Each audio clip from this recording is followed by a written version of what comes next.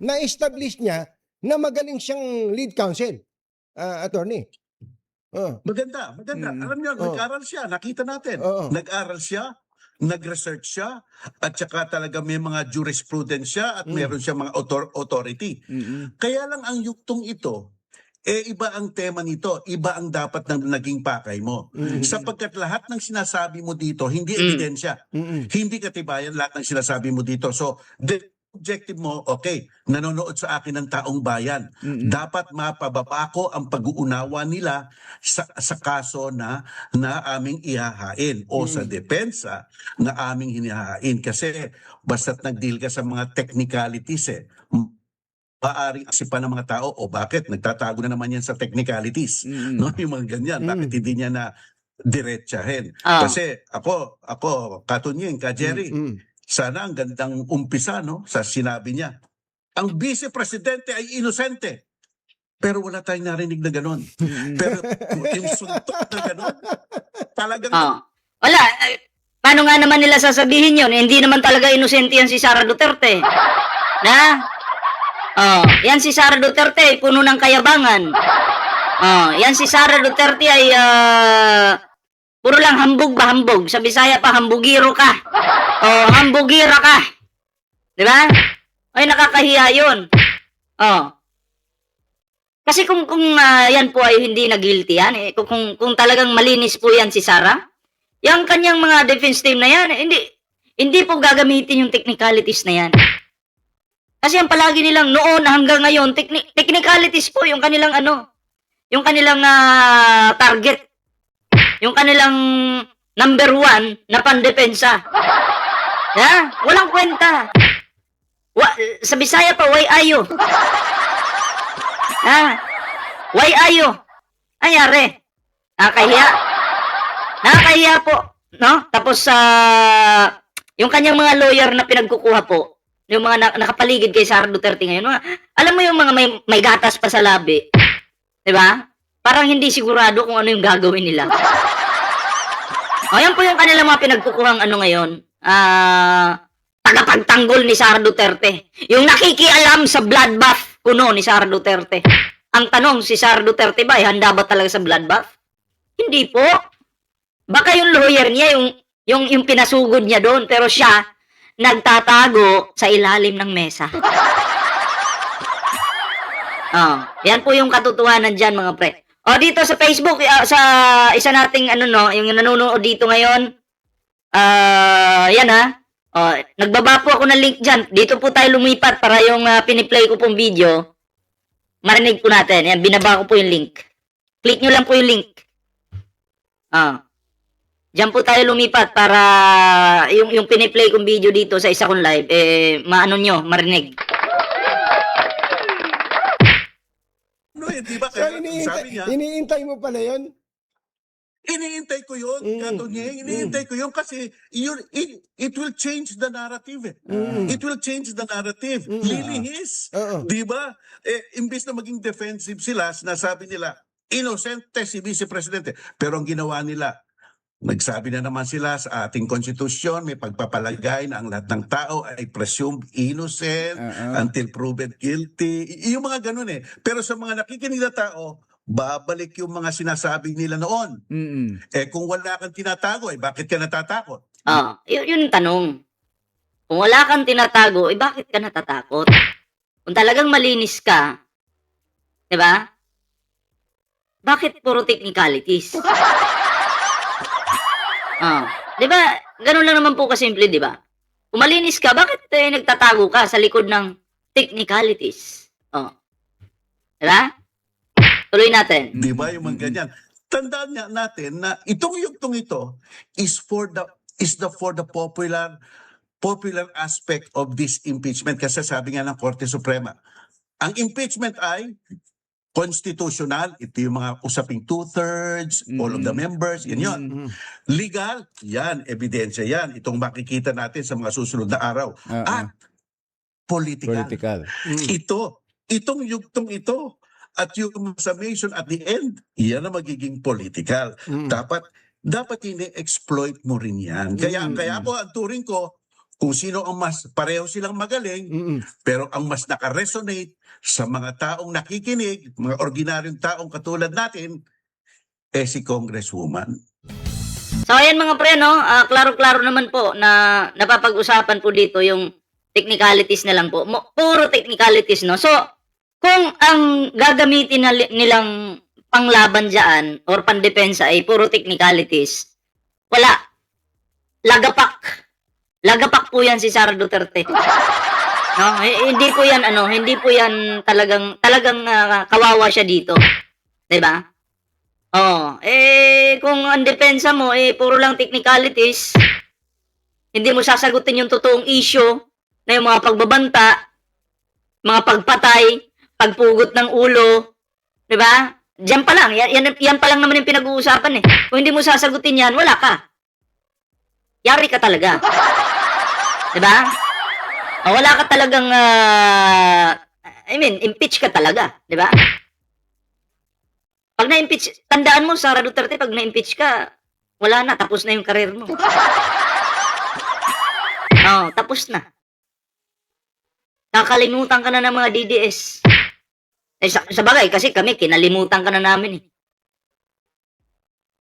Ngayon, ginagamit ka pa ng mga DDS. Pero pag ikaw ay naging talaga dyan, na-impeach talaga, Sara Duterte, wala na. Iiwan ka ng mga DDS. Para ka nang basahan sa kanila.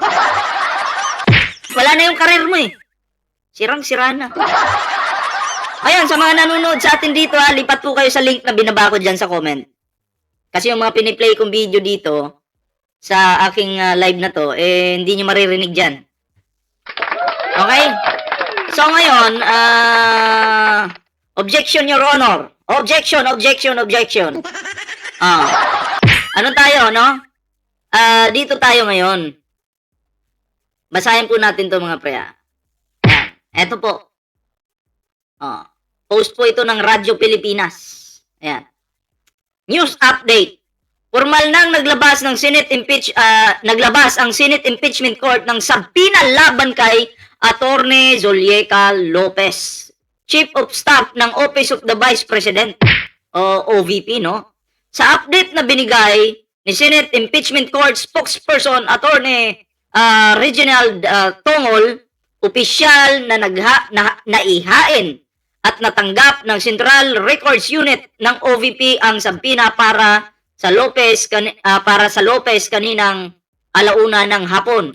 Ang subpoena ay nag-uutos kay Lopez na humarap at tumistigo sa impeachment trial ni Vice President Sara Duterte sa July 13, Lunes. Sa Lunes na po yan.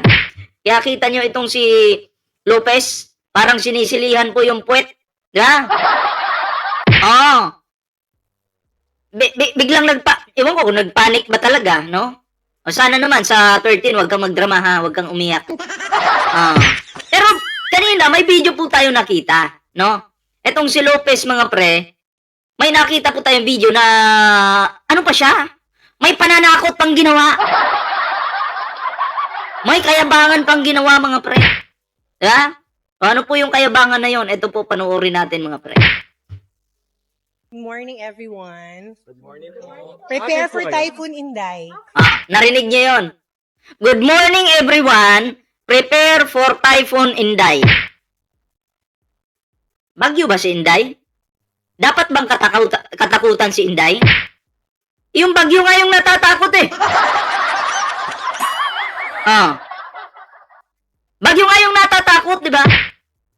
Pero bago tayo magtuloy-tuloy ng komento dyan, may nag-comment dito sa isa nating sa live natin dito, no? Ay, lipat muna kayo dito para marinig nyo yung yung binaba kong link dyan, lipat kayo, ha? Sabi ni Dani Labestre, sayang ka boy, ipin natin yung basurang to. Ipin natin. Ayan, sabi niya, sayang ka boy, hayaan mo sa 2020, tukhang may mararating ka. May tukhang pa ba? Diba? 2028, umaasa ka na aabot si Sara Duterte sa 2028? May impeach na yan. Diba? Yan ba yung gusto nyo? Puro pananakot? Pero pag pinuntahan kita sa bahay mo, babarilin agad kita sa ulo. Huwag kang mananakot, Dani Labestre, dahil hindi mo kilala yung tinatakot mo. Mamaya, pag ako yung pumunta sa bahay mo, damay ko lahat pamilya mo, pagbabariling ko yan.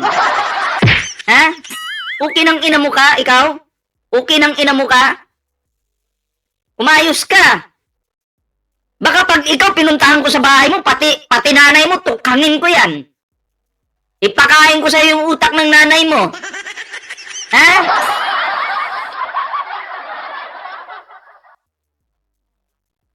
Wag kayong umayos kayo, ha? Ay, pakain ko sa yung puki ng nanay mong hayop ka. Tarantado. Tukhang-tukhang. Hindi uso yan sa akin. Bobo kang inutil ka. Diba? Dito po tayo, yung binabakong link dyan. Diba? I-click nyo lang yung link dyan, mga pre, at madadirect po kayo sa live ko. Pangina, lagyan ko ng tingga yung ulo mo, eh. Bobo ka pala. Ano, papalag ka? Ina mo ka. Sinong papalag dyan? Mag-comment dito. Ang ina mo ka. Tukhang-tukhang pag umpugin ko kayo ni Digong, eh. Huwag niyo akong itulad sa mga nagla-live dyan na pinapalagpas lang yung mga comment yung ganyan. Ako hindi. Patula ko, patula. Tang ina mo ka.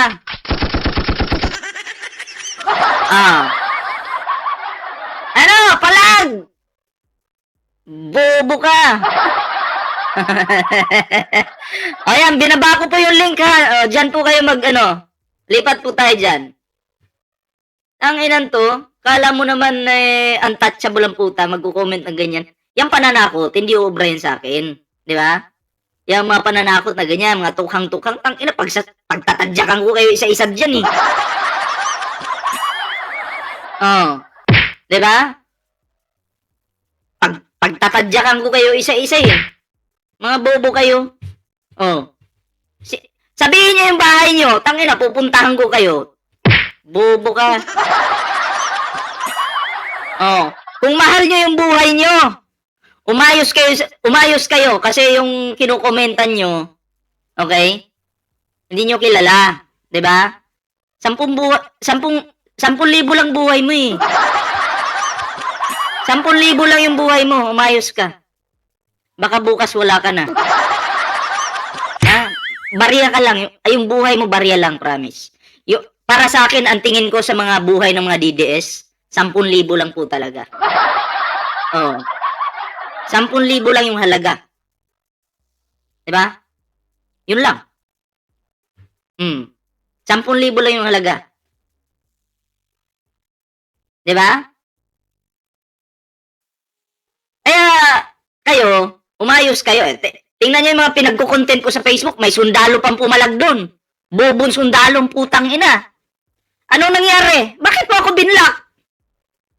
Pasundalo-sundalo ka pa, balusin kita ng hawak mong baril, eh. Puti ng ina mo ka. Kahit sundalo ka, huwag kang magbabanta. Tangina, palamon ko sa yung baril mo, eh.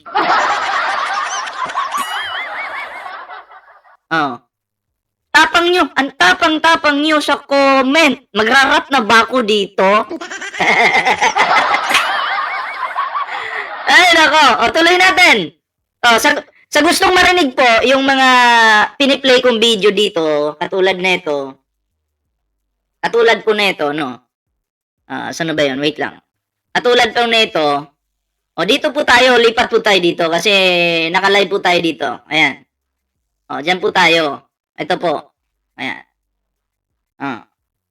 Kasi itong piniplay ko dito sa computer ko, hindi nyo maririnig dito sa live ko na to. Okay? Kaya ibababa ko yung link kung saan kayo pupunta. Diyan kayo pupunta. Diba? Sabi ni walang pangalan to. Gusto ko yung may pangalan gusto ko may mukha, may pangalan para ma-challenge naman ako. Diba? Gusto ko may mukha. at may pangalan. Para syempre ganahan naman po tayo. O, tuloy po tayo. Anong sabi ni Lopez? Pananakot ni Lopez?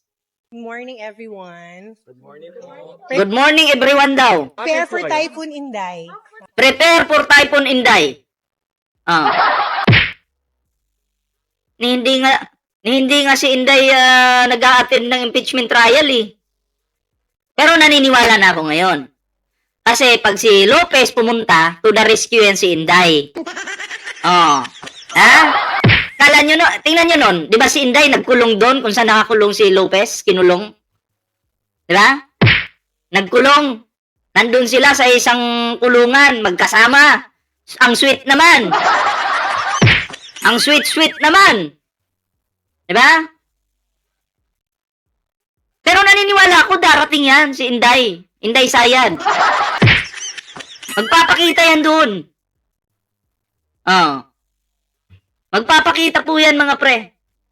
Siyempre, pagtatanggol niya yung Lopez niya. Ha? Tsaka ang tanong dito po, ang tanong po dito, sino po yung dapat katakutan? Yung may utak o walang utak? Sino?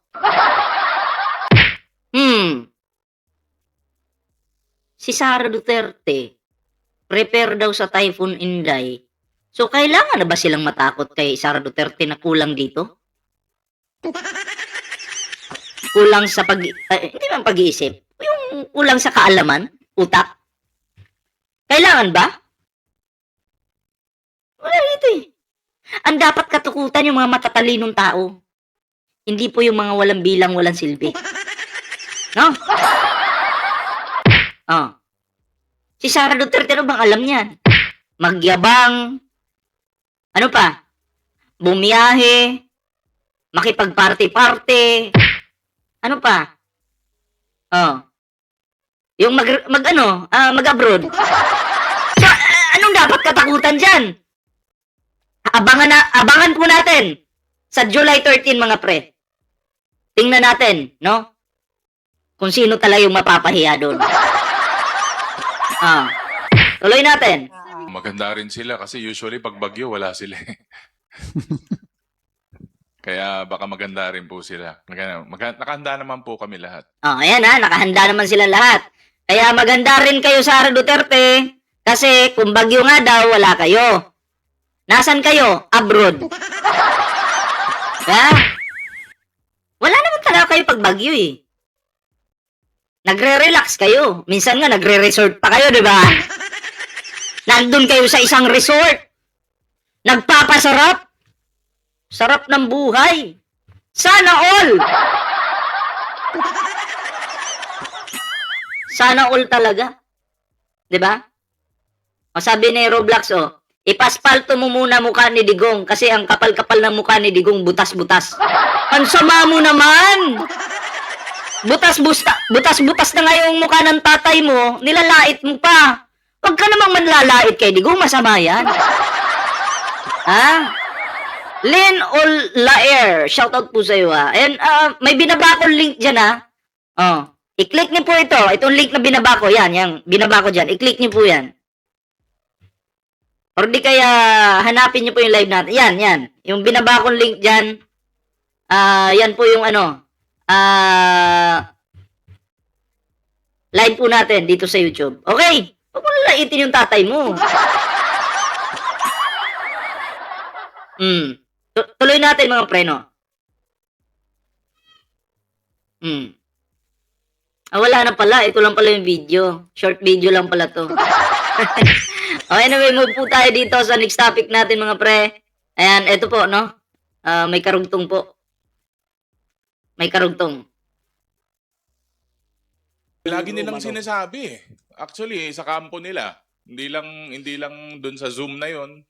Maraming beses, hindi ko lang talaga maalala kung saan ko ulit narinig 'yon. Pero parang marami silang sabi ni wag kang magbaba ng link. Ay, hindi marunong mag-open, bobo nga talaga. Bobo. Tsaga-tsaga ka na lang muna dyan. Hindi mo maririnig yung magandang usapan namin sa kabila. Sorry ka na lang dyan, ha? Oh, at least, nandyan ka. Isang DDS na inutil.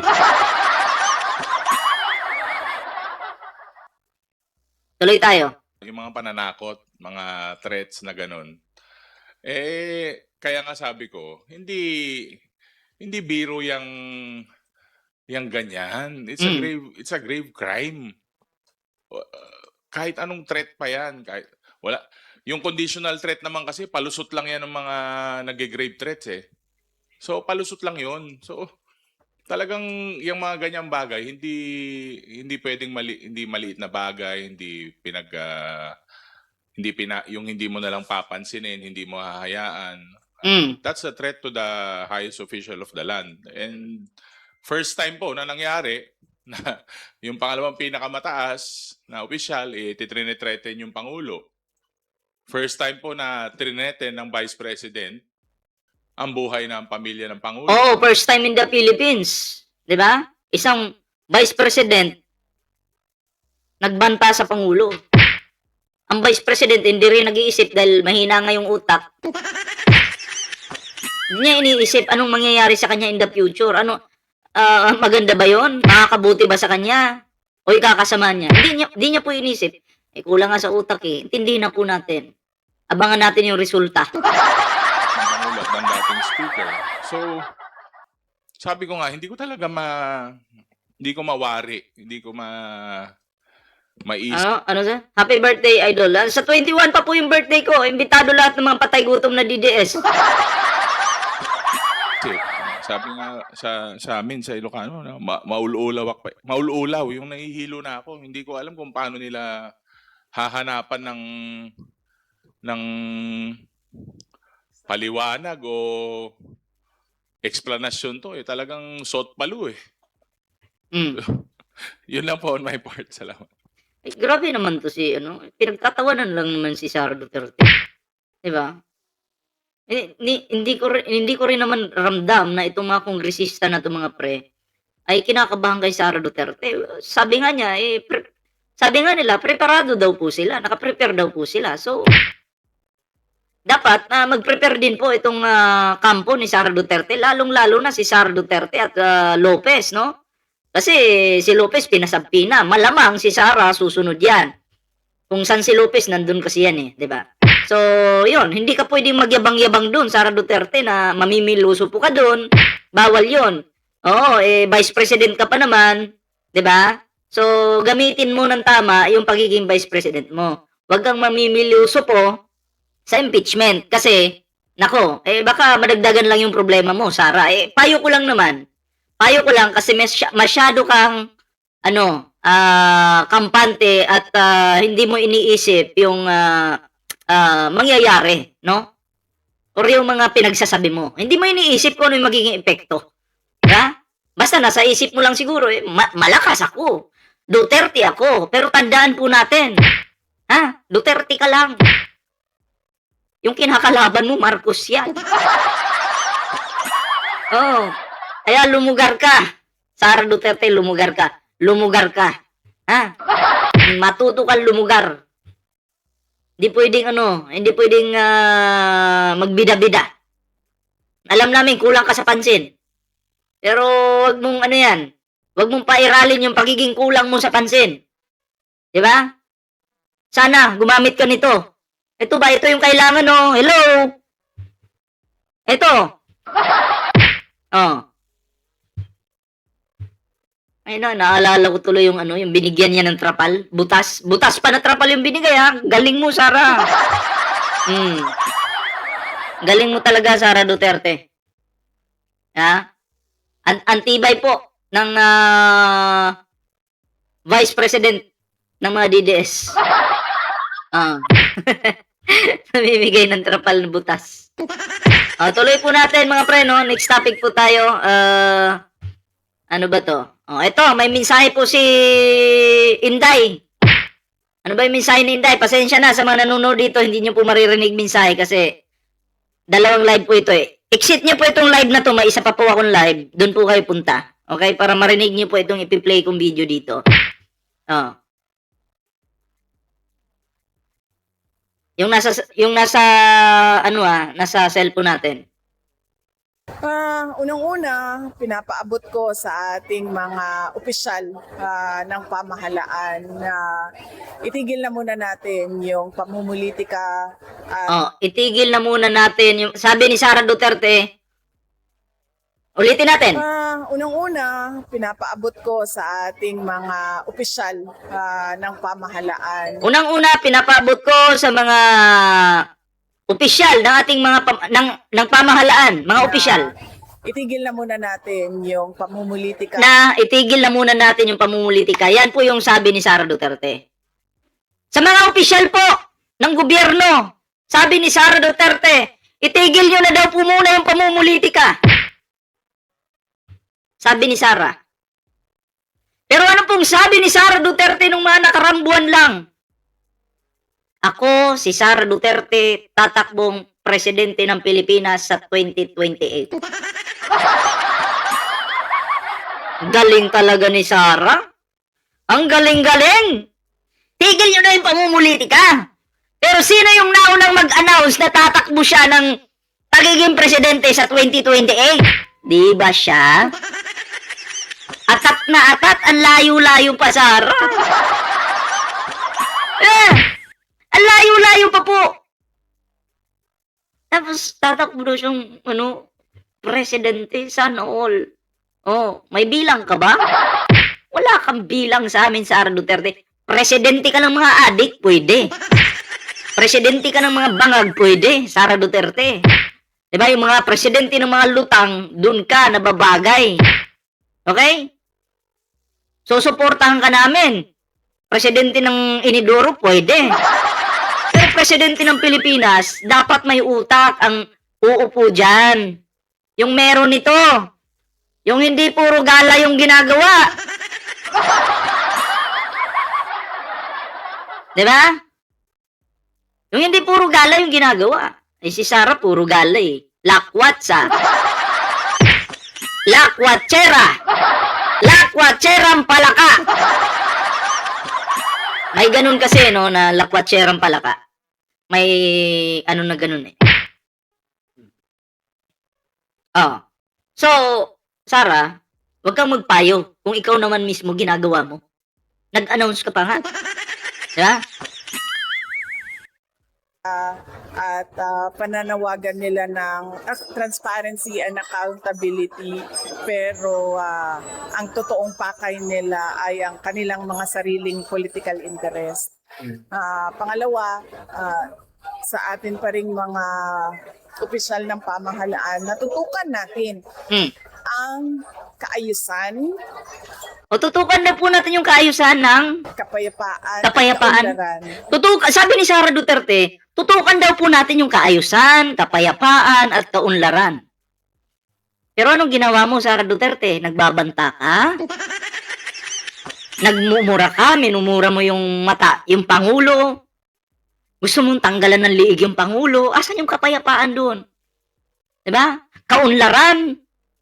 Nung ikaw yung DepEd Secretary, umunlad ba? Wala. Nagsayang ka lang ng pera. Oh. Umunlad ba? Ikaw yung umunlad. Kasi in one day, 125 million. Wala pang 24 hours, inubos mo. Yeah? So, ikaw yung umunlad. Pilipinas, hindi. Lalo na sa panahon ng tatay mo. Pero salamat kay Pangulong Bongbong Marcos ngayon. Kahit wala ka, kinaya niya. Ha? Yung payo ni tanga ka talaga, Sara Duterte, hindi ka talaga nag-iisip. Diba? Ang layo ng pinagsasabi mo sa ginagawa mo ngayon. Ginagawa mo noon at ginagawa mo ngayon, ang layo. Tanga ka talaga, no? Ay, nako. Oh. Pero bilib ako sa tatay mo, kahit ganun yung mukha nun, manablahay ang naong. Ang lakas-lakas makahalik ng babae. Kasi yung babaeng hinalikan, nandidiri. Tuloy natin. Ng ating bayan. Matagal na nag-aantay ang ating mga kababayan. na maging mas maayos yung kanilang buhay. Matagal na daw pong nag-aantay yung ating mga kababayan na maging mas maayos yung ating buhay. Ang tagal na. Ang tagal na, Sara. Oh. Kaya nga nakakalungkot kasi sa panahon ng tatay mo, yung mga jeepney drivers na gusto sanang umayos yung kanilang buhay, minumura-mura lang ng tatay mo. Putang ina daw nila, wala daw pakialam si Digong kung magutom sila. Oh. Tama ba yan? Tama ba yung nangyayari ngayon o nangyayari noon, Sara? Yeah? Oh, ang flood control wala lang kwenta ang mali-malitang pera o sa kas nakatilaw, wala nimo higuti luslus nimo. Oh, flood control, maraming nakulong. Mga galamay ng tatay mong inutil. Okay? Nahuli na. Ngayon, kung usaping maleta, si Sara Duterte mismo yung nag-booking kay Digong na yung tatay niya mismo yung leader pagdating sa nakawan ng maleta. Bobo ka. Diba? Bisayang Tagaw. Ay, alam mo yung Tagaw? Oh, Bisaya, diba? Oh, Bisayang Tagaw, ikaw yun. Ang ina mo, tadyakan kita dyan eh. Oh, tuloy tayo. At sa ating mga Naglo-loading ka na naman, Sara. Oh, tuloy. sa ating mga kababayan, huwag tayo mawalan ng pag-asa Oh, ayan ang payo ni Sara Duterte sa ating mga kababayan, huwag kayong mawawala ng pag-asa. Bakit? na merong Na? mangyayaring pagbabago. Huwag tayong mawawala ng pag-asa na mayroong mangyayaring pagbabago. Ah? Ano daw? Sa ating bayan at huwag tayong mawala ng pag-asa sa kakayahan natin na maging isang mayaman na bansa. Wala to, damage to.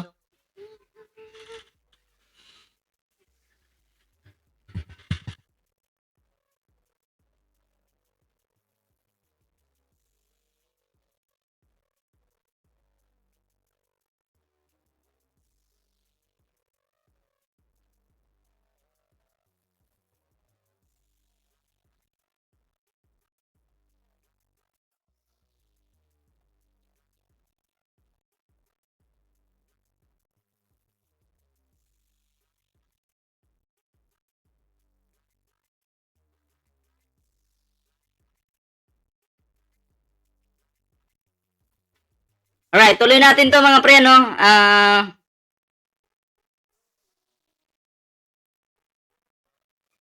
Kakainis eh.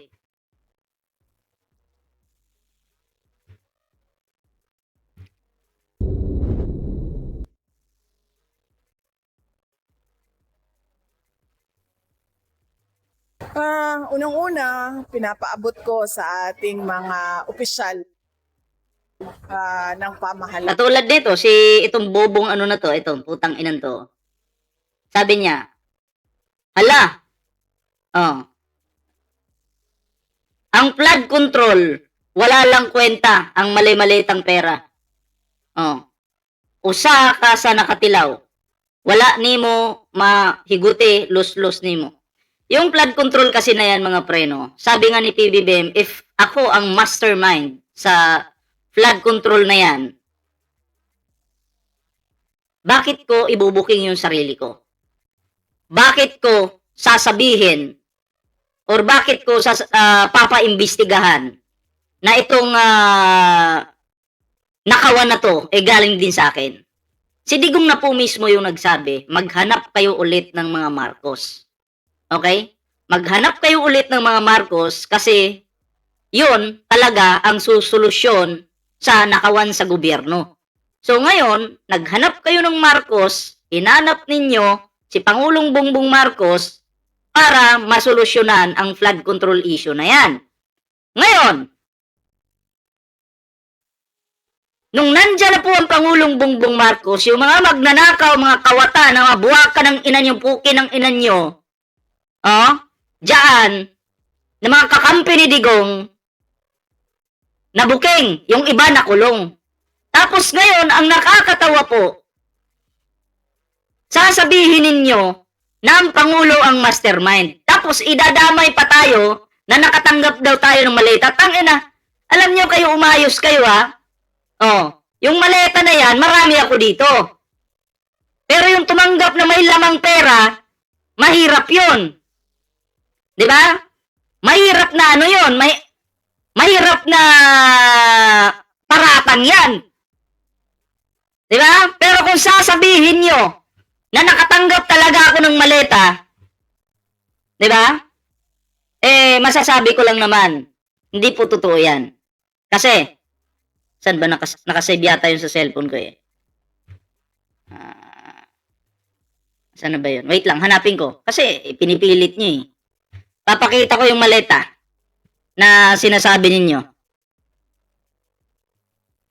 Nasa GC namin yun eh.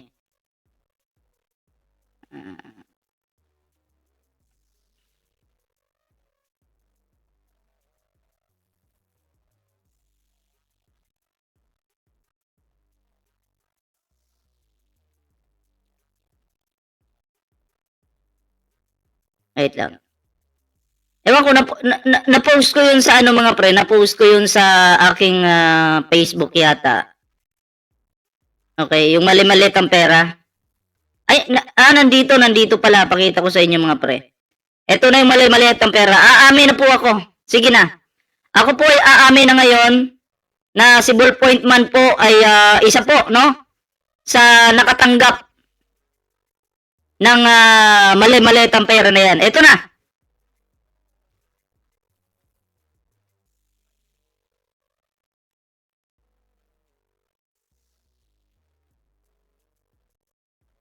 O, nakita nyo po yan? Nakita nyo po? Nakatanggap po tayo ng maraming pera. Oh. So, eto na. Umamin na ako ha. Umamin na ako. Oh. Ang laking pera nito. O mga DDS, mag-comment na. Imbis ayaw kong umamin, napaamin tuloy ako.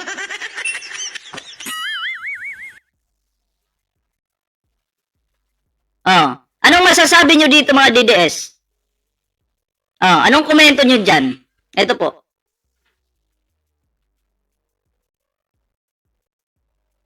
Ayan. Ayan po. So, anong komento nyo dyan? Manghihingi ba kayo sa akin? Ha? Manghihingi ba kayo o papadalan ko na lang kayo isa-isa? Ano bang gusto nyo?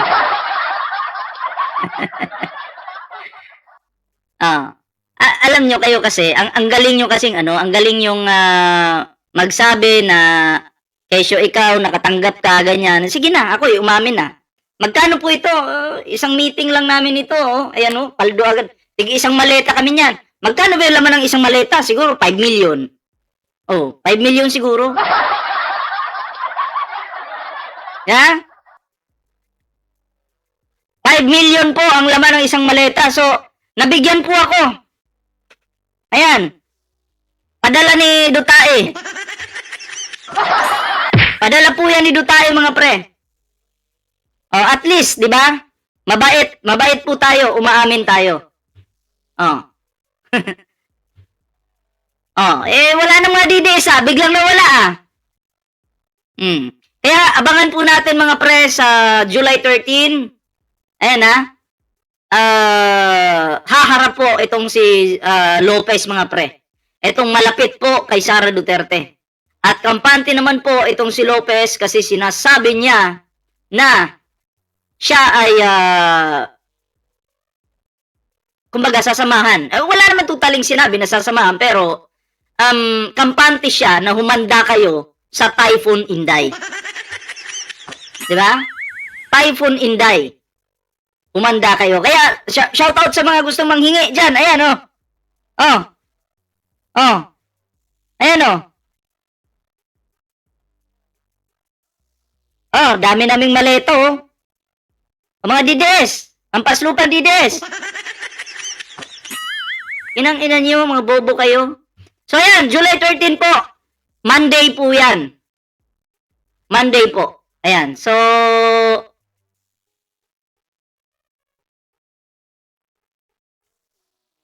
Post po ito ng post po ito ng Radyo Pilipinas. Pakita ko sa inyo. Kasi hindi nyo makikita dito sa cellphone eh. Ayan. Ayan po formal nang naglabas ng ang Senate Impeachment Court ng sabina laban kay Attorney Zulieca Lopez. Ayan po yung tinatawag na sabina. Okay? Sa Monday na po yan. So, abangan po natin mga pre, ano. So, yun lang. Dito sa isa nating live dito, yun lang naman masasabi ko. Magkita-kita po ulit tayo mamaya sa another video po natin na gagawin. Kasi mamaya, meron akong i-content na isa. Okay? Na i-upload ko po sa Facebook at syempre dito sa YouTube. Medyo kakaiba po ito mamaya yung ating itatopic kasi ito po talaga yung nang baboy po kay Pangulong Bongbong Marcos. Alam nyo naman po tayo, pag tayo po ay nakakakita ng pambababoy po sa Pangulo, hindi po yan natin pinapalagpas. Ayoko lang isali dito sa live, no? Kasi gusto ko bukod siya. Special siya sa akin. Diba? So, yun. Abang-abangan nyo po sa Facebook at dito sa ating YouTube channel. Ayan. Mamaya lalabas ako, maghahanap ako ng DDS. Babatuk-batukan ko mamaya sa labas. Kung may DDS dyan, mamaya lalabas ako. Magkita tayo kung sino man kayo. Tangina nyo, babatuk-batukan ko kayo. Wala ko sa kondisyon ng mainit ulo ko ngayon. Tangina nyo. Huwag kayong dyan, yung magtatapang-tapangan dyan sa comment. Ha? Kasi kayo, pag pinatulang kayo, baka putang ina nyo, ikamatayin nyo pa yung mga hayop kayo. Diba? Kaya mag-ayos-ayos kayo, ha? Wag yung papainitin yung ulo natin. Maghanap ako ng DDS mamaya, puki ng ina nyo. Ha? Mga bobo kayo, inutil kayo, tarantado. Diba? So, yun lang, yung ating reaction video. At, yun, ako'y magpapaalam po muna pansamantala dito sa ating, kasi naka-live din po ako dito, nakita nyo to? Nakita nyo yan, naka-live din po ako dyan, Sa dalawa po yung live natin ngayon, no? So, eto, pa ganyan-ganyan lang tayo dyan, no? Dalawa po yung live natin. So, anyway, maraming salamat. Abangan nyo po yung upload natin mamaya. Maghanap po tayo ng DDS sa Facebook. Okay? Sa Facebook tayo maghanap ng DDS. At abangan nyo yung content ko mamaya, no? So, at may upload din po tayo. Abangan nyo. Okay, so yun lang. Ako'y magpapaalam muna dito sa live na to. Itong isa, dito muna ha. Pahuli. Dito muna. Ako'y magpapaalam muna dito. Ayan. Lipat kayo sa dito sa live natin. Ayan. Okay? So, ayan mga pre, ang gulo no, pag dalawa yung live dapat nga sana, tatatluhin ko pa yung live ko. May Facebook pa sana tayo. Diba? May Facebook pa po sana tayo. Maguguluhan na ako, sabi ko, dalawa lang. So, yun lang po muna, yung ating reaction video, abangan nyo po mamaya, no? And then, congratulations, no? Sa mga Duterte na malungkot ngayon. Pinapalakpakan po namin kayo. Iiyak nyo na lang po yan. So maraming salamat po. Ang target ko sana ngayon mga pre, no? Is yung mga talaga, yung mga, alam mo yon, yung mga patulan DDS kasi gusto kong patulan eh. Kaso yung mga nagko-comment dito kanina, yung iilan, walang pagkakakilanlan, walang totoong muka, walang totoong pangalan. So anong bigyan ng komentaryo pag ganun yung mga comment nila. So, next time po, kung may DDS man napapasok dito, i-challenge nyo ako ngayon. Dapat yung pangalan nyo, totoo, at may mukha kayo. Para ganahan naman tayo. Diba? So, yun lang po. Maraming salamat. Abangan nyo po yung uploads natin. Magandang gabi po sa inyo lahat. Ingat, ingat.